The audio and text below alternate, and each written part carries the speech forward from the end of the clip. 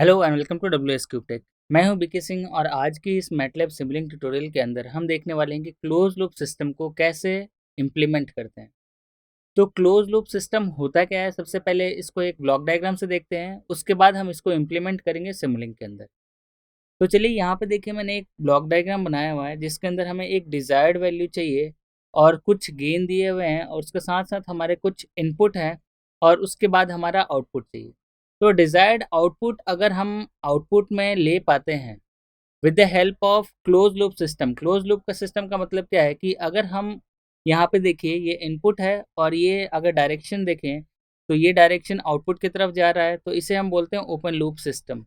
लेकिन अगर हम इसके अंदर फीडबैक दे देते हैं, फीडबैक यानी कि देखिए आउटपुट से लेके इनपुट के अंदर जा रहा है। अब इनपुट के अंदर whether it is positive feedback और नेगेटिव फीडबैक, तो डिपेंडिंग अपॉन आपका क्या हो जाएगा कि क्लोज लूप फॉर्म होना चाहिए। तो क्लोज लूप फॉर्म होते ही इसको बोलते हैं क्लोज लूप सिस्टम।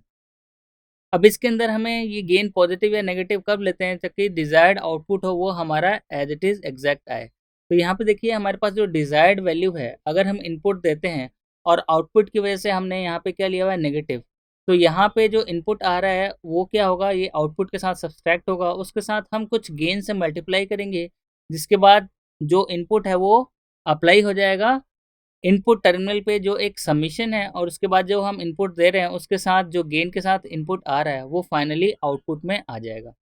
तो इस तरीके से ये बार बार होता रहेगा जब तक ये रिपीट होगा, जब तक कि हमारा डिज़ायर आउटपुट आ नहीं जाता। तो चलिए यहाँ पे हमने इनपुट की वैल्यू ले रखी है, that is 110 volt to 250 volt. तो हम यहाँ पे जो अप्लाई करेंगे 110 से 250 वोल्ट, और हम गेन की वैल्यू रख रहे हैं 1। आप चाहें तो चेंज कर सकते हैं डिपेंडिंग अपॉन कॉन्फ़िगरेशन। मैंने यहाँ जस्ट एग्जांपल लिया आपको समझाने के लिए। उसके बाद हम डिज़ायर्ड आउटपुट रख रहे हैं, दैट इज़ 220 वोल्ट। तो 220 वोल्ट हमें डिज़ायर्ड आउटपुट चाहिए और हम इनपुट के अंदर दे रहे हैं, दैट इज़ 110 टू 250 वोल्ट। आप कोई भी एक फिक्स वैल्यू ले सकते हैं या वेरिएबल लेना हो तो वेरिएबल ले सकते हैं। मैं यहाँ पे फिक्स वैल्यू लूँगा, उसके बाद मैं आपको एक्सप्लेन करूँगा। तो चलिए सिमुलिंक में ये मॉडल आपका कैसा दिखेगा। तो सिमुलिंक के अंदर अगर हम देखें कि ये मॉडल कैसे दिखेगा, तो देखिए मैंने इसको यहाँ पे बना रखा है। यहाँ पे देखिए ये हमारे पास एक इनपुट है, दैट इज साइनोसोडल वेव, जो हम यहाँ पे प्रोवाइड करेंगे इस ब्लॉक में।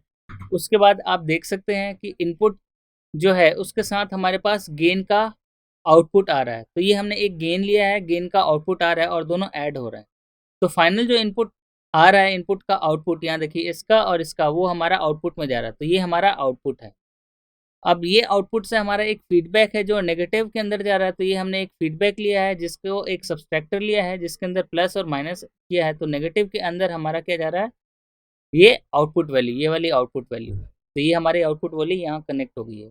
उसके बाद इसके अंदर हमें डिजायर्ड वैल्यू देनी है। तो डिजायर्ड वैल्यू हमारी जो है वो हमने एक और साइन वेव लिया है जिसके अंदर पैरामीटर सेट किया है, that is in the range of 220 volt.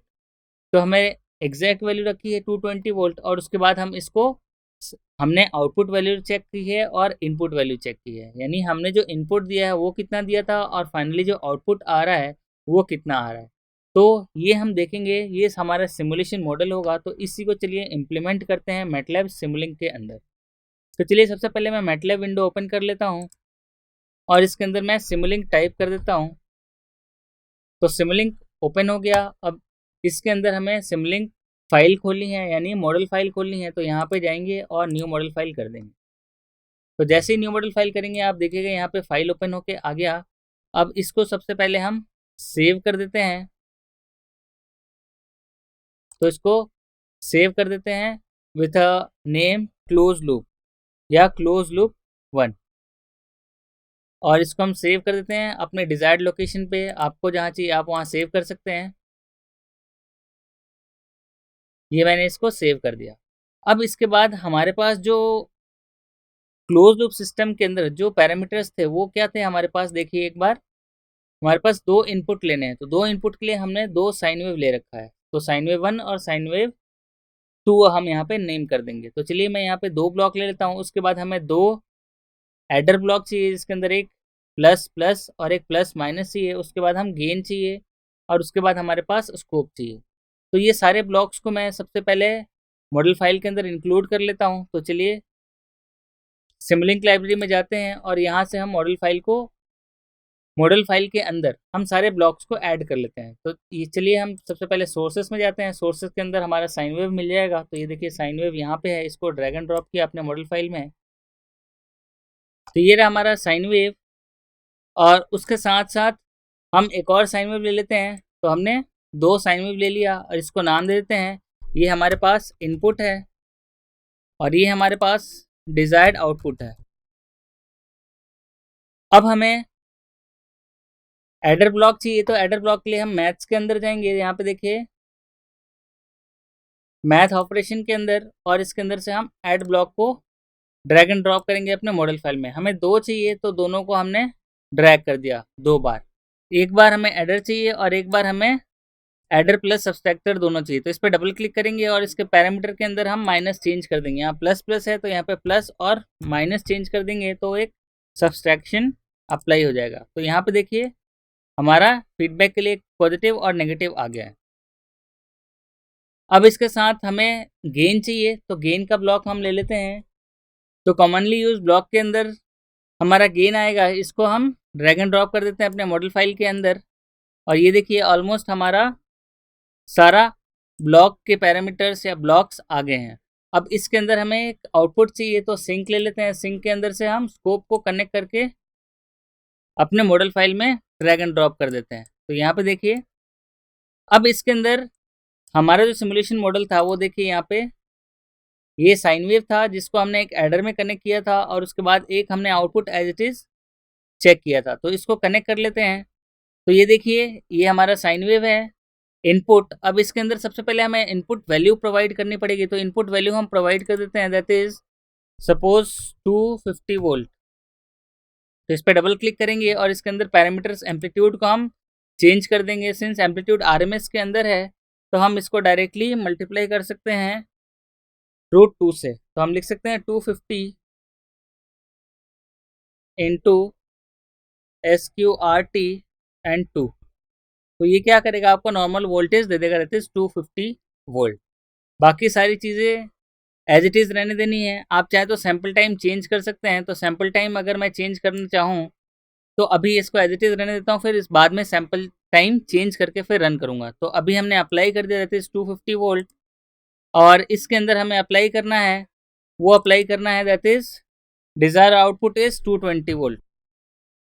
तो हमें इस पर डबल क्लिक करना है और इसके अंदर 220 वोल्ट सेट करना है।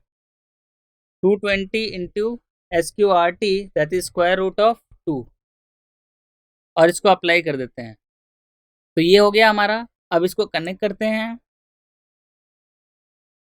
और स्कोप के अंदर जो वैल्यूज़ हैं वो 2 ले लेते हैं। तो इस पर डबल क्लिक करेंगे और डबल क्लिक करने के बाद इसके सेटिंग में जाएंगे और नंबर ऑफ एक्सेस को 2 कर देंगे और अप्लाई कर देंगे। तो यहाँ पे देखिए 2 आ गए हमारे पास। अब एक हम डायरेक्टली इनपुट से कनेक्ट करेंगे और इसका जो आउटपुट है वो सेकंड वाले पोर्ट से कनेक्ट करेंगे। तो ये हमारा पहला कनेक्शन हो गया। अब इसके अंदर हम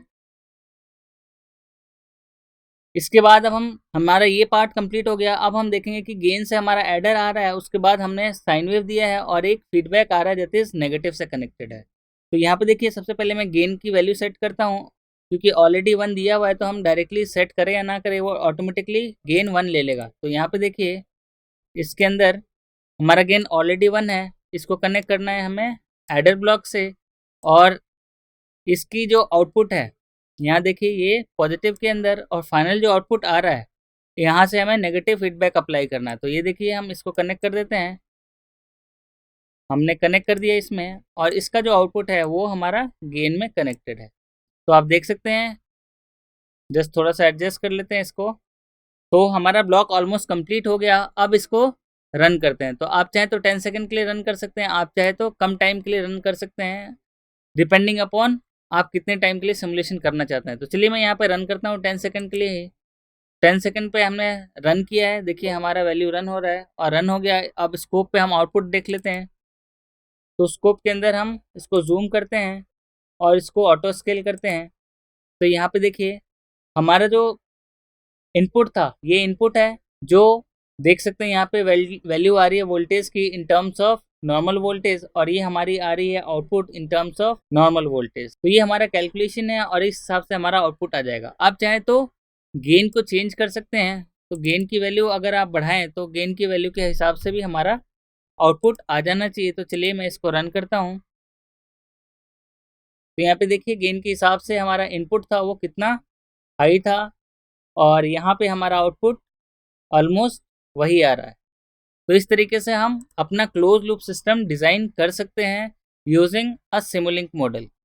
इसके साथ साथ हम ये भी कर सकते हैं कि अगर स्कोप के अंदर ही, यहाँ पे देखिए डबल क्लिक किया हमने, स्कोप के अंदर आप देखेंगे कि स्कोप के अंदर आप चाहें तो फ्लोटिंग स्कोप सेट या सेलेक्ट कर सकते हैं या फिर आप नॉर्मल सेलेक्ट कर सकते हैं और इसको क्लोज कर सकते हैं। यहाँ पे हमेशा ध्यान रखिए कि जब आप रन करेंगे यहाँ पे इसको ऑटो स्केल कर दें, क्योंकि अगर आपने ऑटो स्केल नहीं किया तो आपका वेव फॉर्म आगे और पीछे जा सकता है। तो ऑटो स्केल करने से हमारा जो एग्जैक्ट वेव फॉर्म है वो आपका दिख जाएगा पूरे स्केल के अंदर, यानी कि ऑटोमेटिकली ये स्केलिंग कर देगा कि जिसमें हमारा जो आउटपुट वेव फॉर्म आ रहा है वो पूरा का पूरा दिख जाए इसके अंदर। तो चलिए इस तरीके से हम क्लोज लूप सिस्टम को डिज़ाइन कर सकते हैं और भी चाहे तो इसके अंदर पैरामीटर वेरी करके हम अलग अलग वैल्यूज़ के लिए प्रोवाइड कर सकते हैं आउटपुट। तो अगर हम डिज़ायर्ड वैल्यू कुछ भी रखें उसके हिसाब से हमारा आउटपुट के अंदर वैल्यू आना चाहिए, तो आप इसके अंदर वैल्यू चेंज करके भी रन कर सकते हैं। सपोज़ मैं वैल्यू एकदम से कम कर देता हूँ, दैट इज़ 100 वोल्ट कर देता हूँ और फिर अप्लाई करता हूँ और फिर इसको रन करता हूँ, तब देखते हैं हमारे पास आउटपुट क्या आता है। तो यहाँ पे देखिए ये हमारे पास ऑलमोस्ट 100 इंटू √2 वैल्यू के आसपास आनी चाहिए आउटपुट, वो हमारा आ रहा है आउटपुट के अंदर। तो इस तरीके से हम इसका सिमुलेशन कर सकते हैं यहाँ पे देखिए, और आउटपुट के अंदर हम वैल्यूज़ को चेक कर सकते हैं। तो चलिए ये तो था हमारा क्लोज लूप सिस्टम। अब ये हमारा जो है इसको बोलते हैं हम नेगेटिव फीडबैक। तो इसको लिख सकते हैं नेगेटिव, ये हमारे पास नेगेटिव फीडबैक ब्लॉक है और ये हमारे पास जस्ट एडर है या फिर इसको हम समर बोलते हैं और ये हमारा गेन है। तो ये हमारा कंप्लीट हो गया, that is close loop system. तो आप देख सकते हैं ये ब्लॉक को हमने इम्प्लीमेंट कर दिया जो हमने स्टार्टिंग में लिया हुआ था, जिसके अंदर हमने गेन की वैल्यू 1 रखी और 2 रख के भी चेंज कर लिया और अलग अलग डिज़ायर्ड आउटपुट के लिए भी हमने आउटपुट चेक कर लिया। तो होपफुली आप लोगों को ये वीडियो समझ में आ गया होगा और सिमुलिंक के अंदर आप प्रैक्टिस करेंगे तो और भी इस चीज़ को एक्सप्लोर कर सकते हैं और एक्सप्लोर करेंगे तो आपको नई नई चीज़ें और सीखने को मिलेगी, क्योंकि इसके अंदर जितनी आप प्रैक्टिस करेंगे उतना आप यूज टू सिमुलेशन होंगे और जितना यूज टू सिमुलेशन होंगे आप अपने अकॉर्डिंग ब्लॉक्स को चेंज कर सकते हैं, उसके पैरामीटर को चेंज कर सकते हैं और आप अपने प्रोग्राम के अंदर यूनिकनेस ला सकते हैं। तो चलिए होपफुली आप लोग को ये वीडियो पूरा कंप्लीट समझ में आ गया होगा। तो मिलते हैं अगले वीडियो में कुछ और टॉपिक्स के साथ, तब तक के लिए थैंक यू।